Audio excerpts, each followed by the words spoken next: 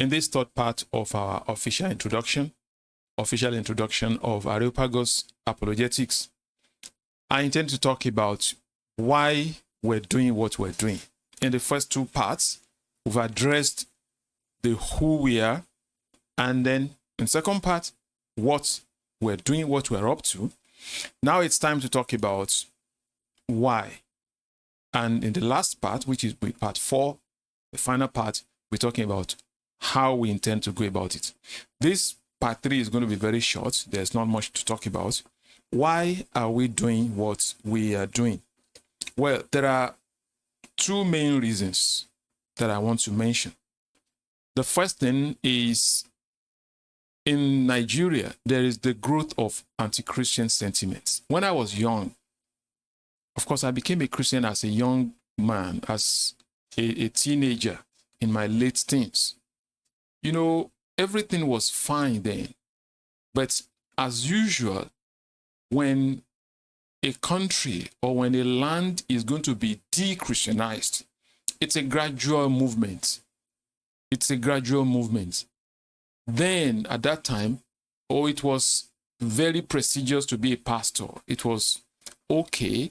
There was respect, there was honor, there was dignity. But now, pastors are ridiculed, pastors are embarrassed. If you say you are a pastor or you are a man of God, all kinds of things. And I don't believe that it's because pastors have been bad over the years. I believe that it's a gradual marginalization. It's a gradual process. It's a sort of indoctrination. And if nothing is done about it, that is how it takes ground, it takes roots. That's what was done to the Jews in Germany. It's a gradual process. It happens over so many years until people will eventually take up arms against them and genocide them. So, since there are so many attacks against the Christian faith in Nigeria, from physical attacks by Islamic jihadists to intellectual attacks by pseudo-academics, and Christians generally ignore these things. This trend, they don't come from the moon. They don't just come out of the space. It's a gradual thing. It's a calculated attempt. And there must be responses. There must be pushbacks. And that's one of the reasons. Now, the second reason, which is linked with this, is that there are very many preachers in Nigeria. And in fact, I don't have any ill feeling about that. I'm not saying that every preacher is called of God, but just like Apostle Paul says, some preach by sincerity, some preach by envy. In any case, the gospel of Christ is being preached. So as long as they don't pose any physical threat to anybody, I don't mind.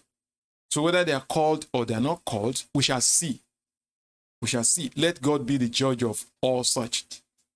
But then, there are not enough apologists. We don't have enough debaters, Christian debaters. And because of that, some people need to step up and fill that gap. Some people just have to do it.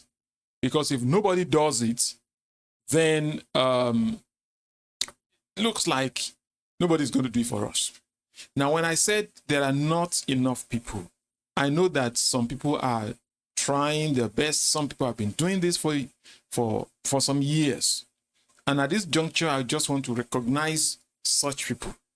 There's one brother, Korede Olawoyin. He has a channel by the name Seasoned Apologist. Seasoned Apologist. I believe he has a team.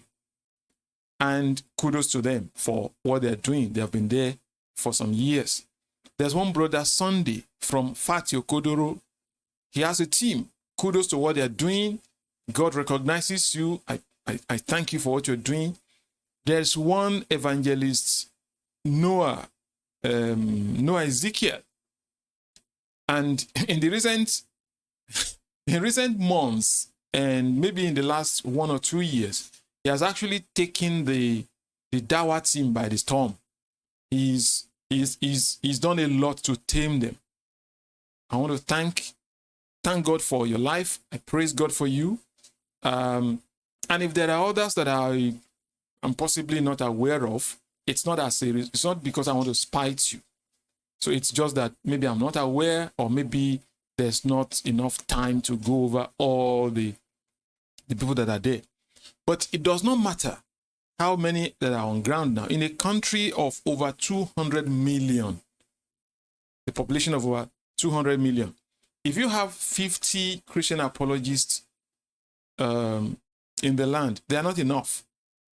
You just have 50. If you have 100 to a population of 200 million, they are not enough. So, no matter how many you are already, we still need more.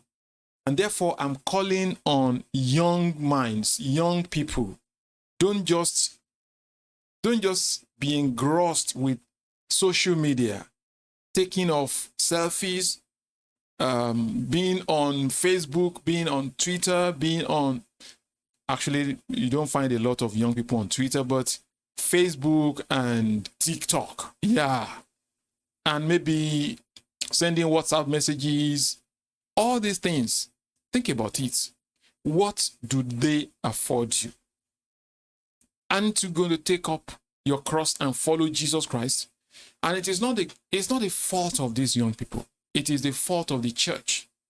The church does not teach apologetics. The church does not teach its members to defend Christianity.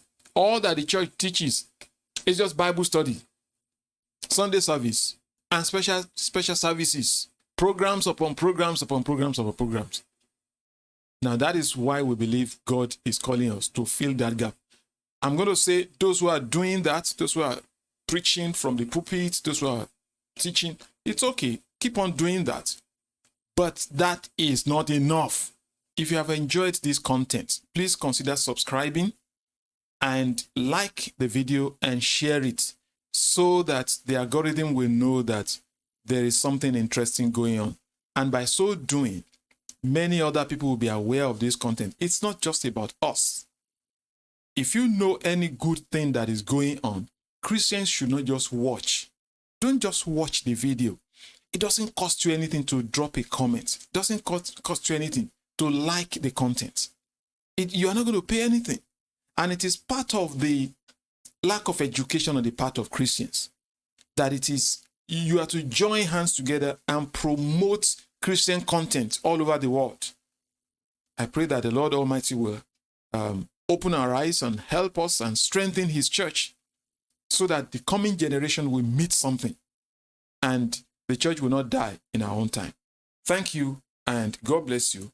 Catch you in the fourth and final episode of this official introduction.